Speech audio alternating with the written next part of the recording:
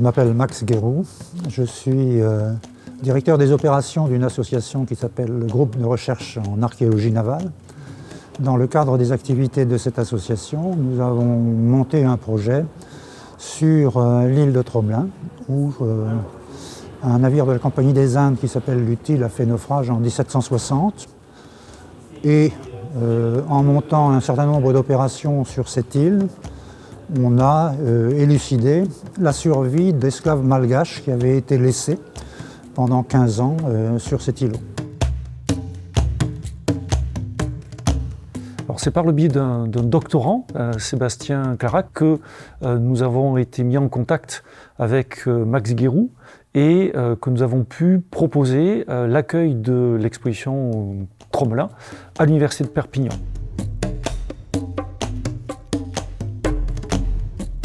De par les thèmes que nous étudions dans l'axe patrimoine du CRESEM, de par également le master d'archéologie subaquatique qui est développé ici, nous avons trouvé que c'était une excellente idée. Donc il a fallu trouver des partenaires, donc la bibliothèque universitaire comme lieu d'exposition, la fondation comme relais et mécène également pour tout ce qui était installation de l'exposition. Et donc c'est parce qu'il y avait cette conjonction entre la pédagogie et la recherche que l'université était intéressée.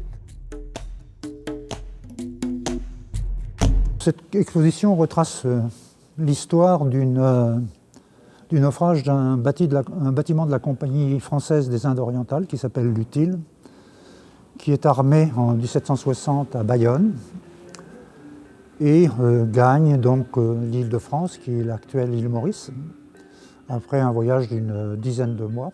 Le capitaine, qui s'appelle Lafargue, n'obéit pas aux ordres qu'il a reçus et achète 160 esclaves malgaches qu'il compte ramener non pas directement à l'île de France, parce que ça aurait été un peu compliqué de les débarquer alors qu'il avait l'interdiction de les ramener, mais à l'île Rodrigue, qui est un peu à l'est de l'île de France, pensant les ramener par petits paquets par la suite.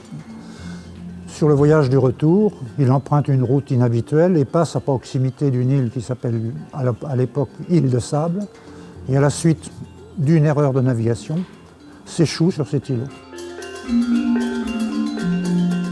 faut vraiment mesurer que Tromelin est un endroit un peu particulier, puisque éloigné de toute vie habitable. Et très souvent, Tromelin est surreprésentée sur les cartes, puisqu'en fait, elle ne fait que 1 km². Donc on peut imaginer aussi la surpopulation qu'elle a vécue pendant les 56 jours de présence des naufragés français et des esclaves malgaches, avant que les Français s'en aillent et abandonnent leur triste sort, les esclaves malgaches.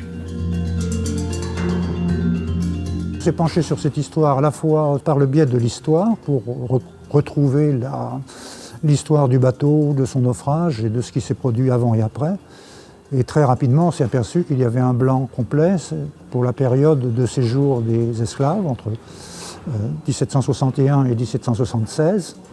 Et on a décidé de monter une opération d'archéologie à la fois sous-marine et terrestre.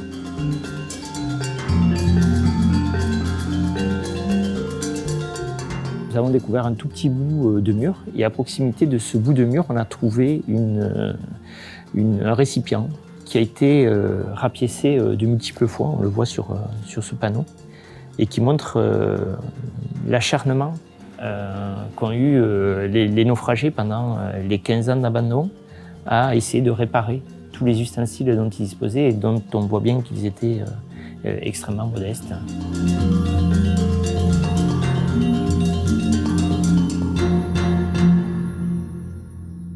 Sur cette maquette, on voit un véritable village. Et en fait, en 2006, on n'avait découvert que cette petite partie. Et il s'est avéré que ce village est beaucoup plus vaste et montre aussi une capacité à faire face aux éléments, y compris en dépit de leur culture, puisque pour eux, construire en dur, c'était construire des tombes. Et on peut imaginer aussi le traumatisme psychologique que ça peut être. Le commandant de l'Utile, lui, a vu s'écrouler ses rêves de richesse et de fortune. Le second, Castellan du Vernès, il s'appelle, écrit au ministre de la Marine une lettre qui est remarquable, qui commence par « L'humanité m'engage de vous faire part ». Et ça, c'est 11 ans après le naufrage. Et le ministre l'écoute et lui dit « Envoyez-moi un rapport et des cartes ». Et il faut encore 3 ans avant que les secours arrivent.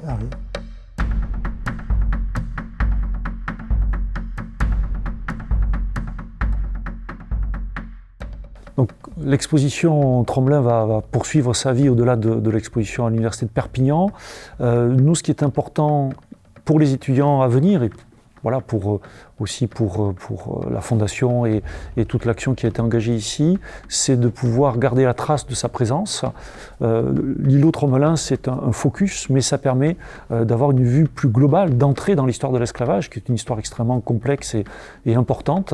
Et donc, par le biais de ces journées d'études, nous allons pouvoir conserver cette réflexion et la proposer aux futures promotions d'étudiants. Ce sera à leur disposition également.